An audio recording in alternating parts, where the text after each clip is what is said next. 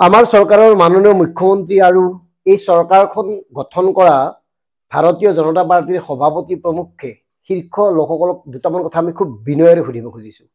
এই যে আপোনালোকৰ ভাৰতীয় জনতা পাৰ্টি দলটোৰ যিটো সংস্কাৰ সেইটো খুব আদৰণীয় আৰু খুব ভাল লগা। কাৰণ ভাৰতীয় জনতা পাৰ্টিয়ে প্ৰতিদিনেই ভাৰতবৰ্ষৰ সনাতনী সংস্কৃতি সভ্যতা দৰ্শনৰ কথা কৈ আহিছে। পিতৃ মাতৃ সেৱা কৰাৰ কাৰণে চৰকাৰী চাকৰিয়ালসকলক মানে ছুটিও দিছে, আনকি গুৰু পূজা, শিক্ষক পূজা, বিভিন্ন ধৰণৰ এনেকুৱা ধৰণৰ এটা সংস্কৃতি সৃষ্টি কৰিছে যিটোৱে আমাক আকৰ্ষণ কৰিছে। আনকি ভাৰতীয় যিটো পৰম্পৰা বা সনাতনী সভ্যতা সংস্কৃতি তাত যিটো সেন্দুৰৰ মৰ্যাদা আৰু তাৰ প্ৰতি সন্মান জনাই অপাৰেশ্যন সিন্দুৰ নাম ৰখা হৈছে পাকিস্তানৰ বিৰুদ্ধে চলোৱা অভিযানটোক। চব ঠিক আছে, ভাল পাইছোঁ। এতিয়া আমাৰ সুধিবলগীয়া কথাটো হ'ল আমি ক'ত থাকিম? আপোনালোকে এতিয়া শেহতীয়াভাৱে পাশ্চাত্য সংস্কৃতিৰ প্ৰতি ইমান বেছি মানে আকৰ্ষণ বৃদ্ধি হৈছে, আপোনালোকৰ ইমান বেছি ভাল পোৱা বৃদ্ধি হৈছে, মানে আমি কোনটো আঁকোৱালি ল'ম?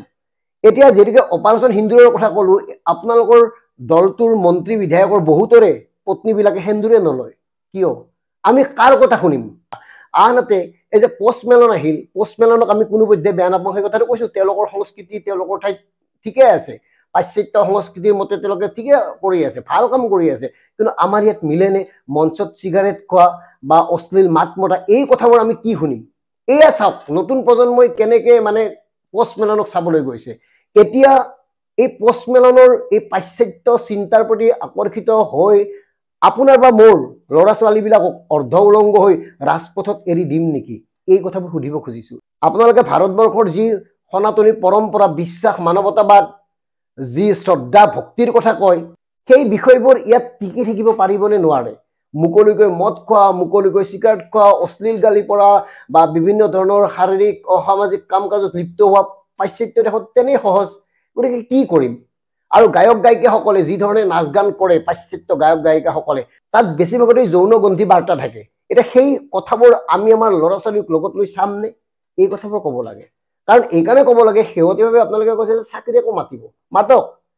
সংগীত অনুষ্ঠান কৰি চাকিৰাক মাতে, যাকে মাতে মাতি থাকক।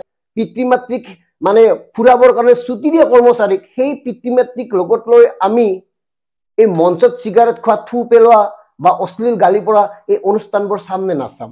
সেই কথাবোৰ কওক। কাৰণ পাশ্চাত্য সংস্কৃতিৰ প্ৰতি আপোনালোকৰ যি আদৰ, সেই আদৰ দেখি এই কথাখিনি ক'বলৈ বাধ্য হৈছোঁ। মানে কিবা এটাত থকা উচিত। আমি ক'ত থাকিম? আপোনালোকৰ ল'ৰা ছোৱালী ক'ত থাকিব? কেনেকৈ থাকিব? কাপোৰ খুলি থাকিব নে কাপোৰ পিন্ধি থাকিব?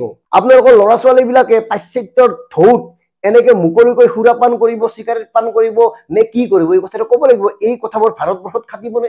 এই কথাবোৰ অসমত খাটিবনে? এই কথাবোৰ অসমৰ অভিভাৱকে কৰা উচিত নে? এই কথাবোৰ অসমৰ ছাত্ৰ ছাত্ৰীয়ে অনুসৰণ কৰা উচিত নে? এই কথাবোৰ অসমৰ ছাত্ৰ ছাত্ৰীয়ে শিকা উচিত নে? এই কথাবোৰ আপোনালোকে ক'ব লাগিব। এতিয়া হয়তো আপোনালোকৰ ল'ৰা ছোৱালীয়ে খুব ভাল পায়, ইংৰাজী বুজি পায়। ইংৰাজী এটা ভাষাহে দেই, প্ৰিয় দৰ্শক, মাজতে এই কথাখিনি এইকাৰণে ক'লোঁ, ইংৰাজী এটা ভাষা, ইংৰাজী জ্ঞান নহয়।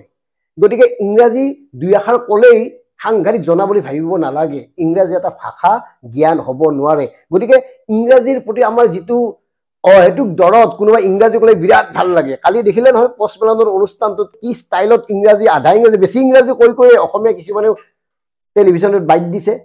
আমি বাৰে বাৰে কৈছোঁ যে পষ্টমেলনক লৈ আমাৰ আপত্তি নাই, কিন্তু আপোনালোকে যিটো বাদ দিছে আমাক, আপোনালোকে যিটো আদৰ্শৰ কথা কয়, আপোনালোকে যিটো আমাক গতি দিছে, যিটো সংস্কাৰ শিকাইছে, যিটো পৰম্পৰাৰ প্ৰতি শ্ৰদ্ধাশীল হ'বলৈ কৈ আছে, সেই পৰম্পৰাটো ধৰি ৰাখিম, সেই কৃষ্টিয় সংস্কৃতিৰ প্ৰতি শ্ৰদ্ধাশীল হ'ম নে পাশ্চাত্য সংস্কৃতিক আদৰি ল'ম?